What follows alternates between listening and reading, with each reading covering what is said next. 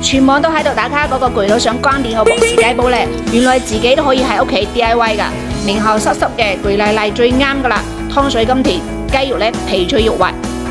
要復刻七莫氏雞煲嘅精髓，首先要準備一隻靚雞，比如我手上呢一隻180日雞殼，用煙雞、用巷雞，睇個人中意。再加上老莫嘅不全湯料秘方，苦茯苓、茯苓、片子毛桃、紅棗、黃豆、陳皮，最後再放幾片隔年嘅老薑片，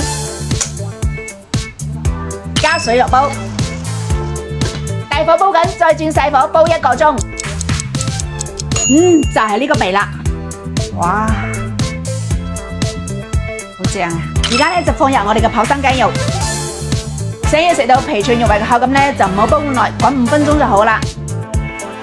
大功告成！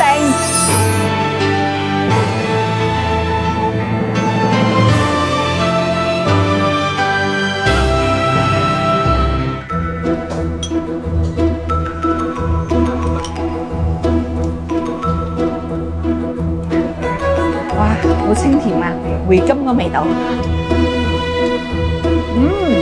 好香啊，皮脆肉滑，雞香味濃郁。